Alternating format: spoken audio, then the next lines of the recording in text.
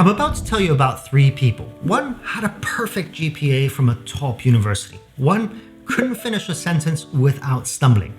And the third one showed up 10 minutes late to the interview. Now, guess which one I hired? And more importantly, can you guess which one is now running a $20 million business division? Hi, I'm Konstantin, and if you're new to this channel, I've built 3 companies and in the process interviewed over 12,000 candidates.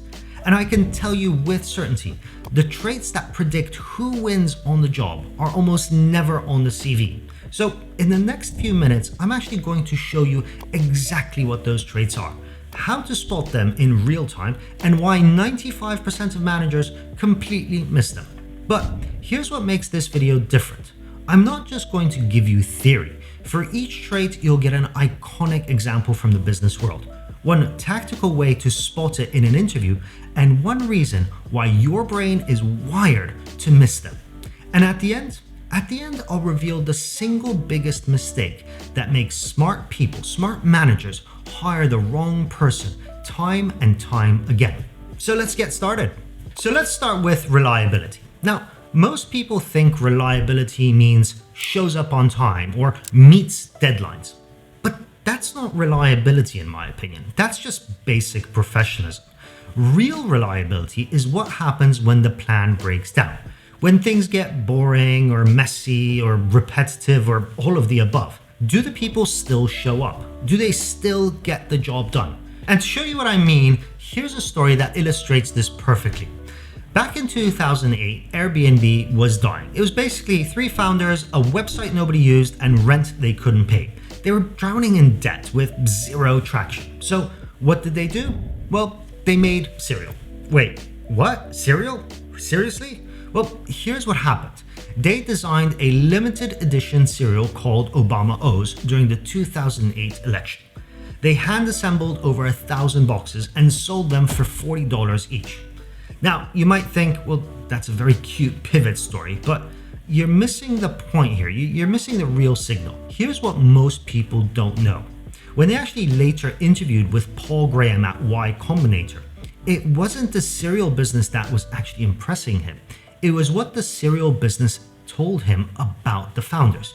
You see, when their original plan failed, they didn't just talk about solutions. They didn't just create another pitch deck or theorize about what to do next. They simply got together and shipped something real that people could actually pay for. And that's the pattern of someone who gets stuff done, closes the loops, when they make it happen, even in challenging circumstances. Not when it's exciting, not when everyone's watching. It's when it's unglamorous and no one would blame them for actually quitting. And this isn't just my opinion. You see, research studies show us that conscientiousness, which is basically the personality trait that captures follow-through and discipline, is one of the strongest predictors of job performance across nearly every role and industry. It beats intelligence for most jobs. It also beats charisma. It even beats domain expertise in the long run. So the great question is, how do you spot it reliably without relying on gut feeling? Well, what I do is before any interview, in fact, before I start looking for candidates, I define the role properly. I define the job, not just by writing a job description with a list of skills, tasks, and responsibilities, but the actual purpose of the job, the outcomes that this job is responsible for, the competencies that will deliver those results, that will enable someone to actually deliver those outcomes within the context of my business. Once I do that, the interview becomes merely about evidence collection. You see, I end up asking candidates to walk me through a project they owned end to end. And then I follow up with questions like, what was actually supposed to happen? What actually did happen? What did you do when it started to slip, when things went wrong? And reliable candidates make this easy. They will give you a sequence and accountability. They will tell you that they owned X, messed up because of Y, corrected doing Z, and here's what they shipped in the end. Weak candidates? Well, weak candidates, they will describe the effort. They will describe the complexity. They will describe the stakeholders. They'll give you all the reasons it was hard, but they can't actually pin themselves down to what they actually did and how they delivered results. And the real pattern is this: reliable people speak like they've carried real responsibility before, because they have. Everyone else sounds like a passenger on the bus, not the driver. Now, stay with me here, because the second trait is going to surprise you. It doesn't sound really impressive when you first hear it, but it is actually the fastest indicator of whether someone will level up quickly, or, well, stay almost good enough for years. Okay, pop quiz. What's more valuable? Someone who stays good at their job, or someone who gets 1% better every week? Now, the math on this is actually ridiculous. If you improve 1% per week, you're not just 52% better at the end of the year. You're actually 68% better because of the compounding effect. And that means that in 2 years, you're nearly 3 times better than when you started. That's the difference between an individual contributor and someone we can't lose as a business. That's why the second trait we need to talk about is learning velocity. Because here's the thing most people get wrong about learning velocity. It isn't about loving feedback or reading books. Don't get me wrong, those things are nice. But real learning velocity is this: how fast do you improve when reality disagrees with you? Okay, so let me show you what this looks like in real life. Pixar has a feedback system called the brain trust. When a film is still rough, and I mean like stick figure rough, they show it to a group of very experienced directors and storytellers who give brutally honest feedback. Like feedback like, this character sucks, this scene doesn't work, the storyline makes no sense. But here's the thing about that session that changes everything. You see, the brain trust has zero authority. The director doesn't have to take any notes. They don't have to take any of the advice on board. And why does this matter? Because it removes the politics. It removes any defensiveness. It creates space to basically hear the truth and iterate fast.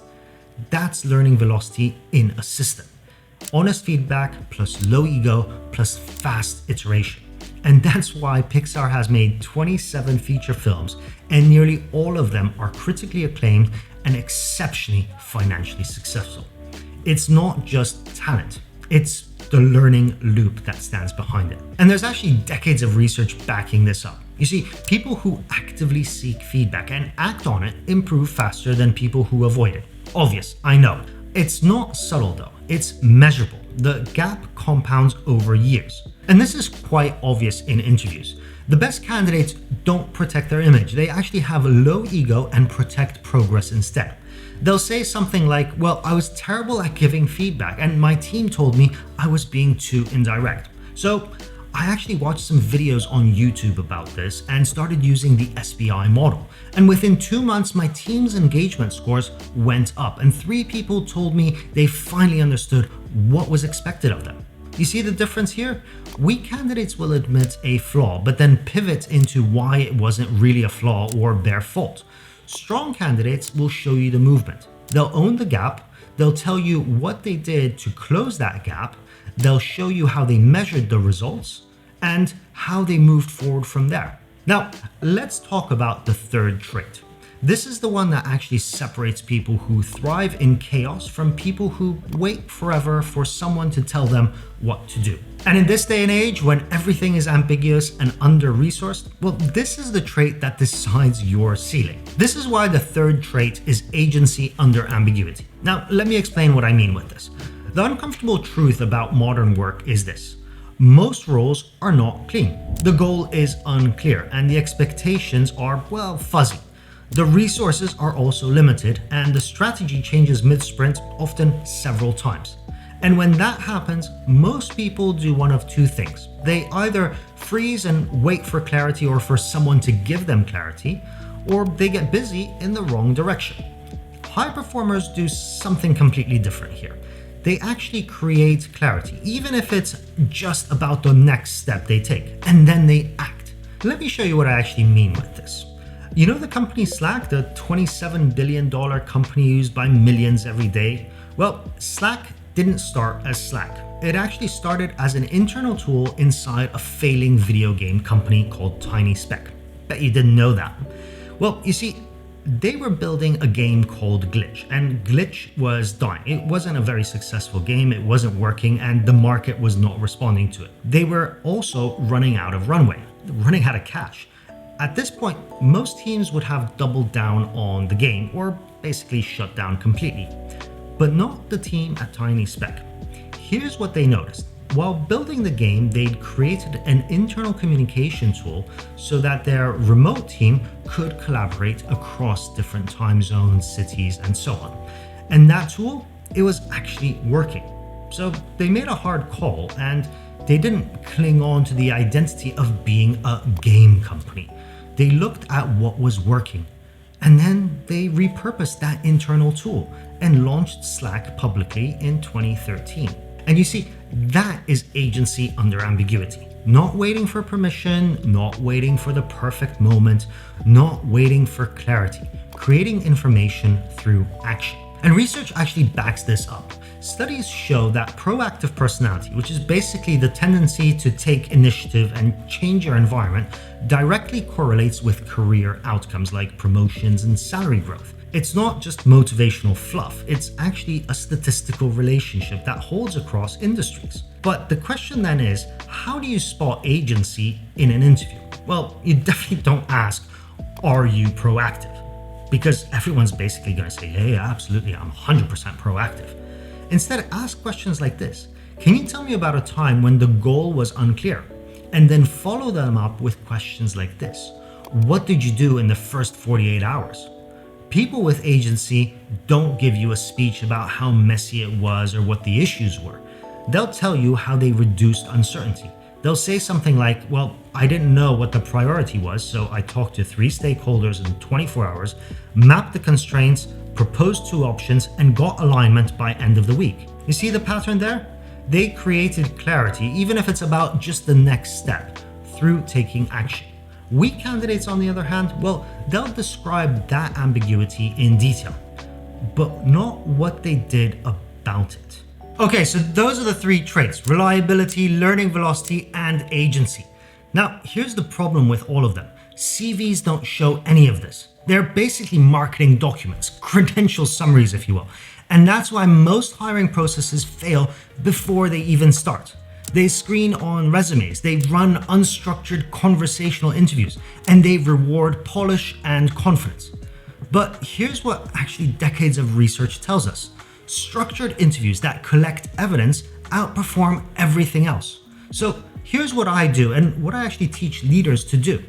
Build a hiring standard first. Define the mission, define the purpose of the job, define the outcomes that it is responsible for, and then define the competencies you actually need someone to bring in to deliver those outcomes.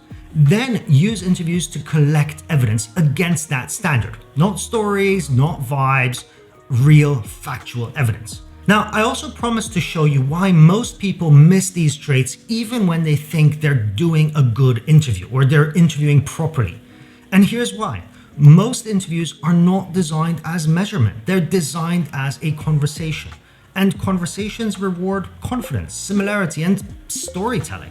It basically plays into our biases and doesn't help us collect real evidence. But let's leave that for another video, which I'm going to link here. Oh, and remember those 3 candidates from the beginning? Well, the one I hired was actually the one who showed up 10 minutes late. She apologized once, didn't make any excuses, and then walked me through a project where her team quit mid-launch. No drama, just factual. Here's what I owned, here's what broke, here's how I fixed it, and here are the results that I delivered. The perfect GPA candidate? Well, that person couldn't give me a single example of finishing something hard when the plan fell apart. The nervous guy? Well, he spent 20 minutes explaining why a project failed, but never told me what he actually delivered in that project. And the late candidate? Well, she's now running a $20 million business division because she showed me all 3 traits: reliability, learning velocity, and agency. If this changed how you think about hiring and career growth, check out my next video on the 7 rules of hiring exceptional talent, linked here. Thanks for watching. See you in the next one.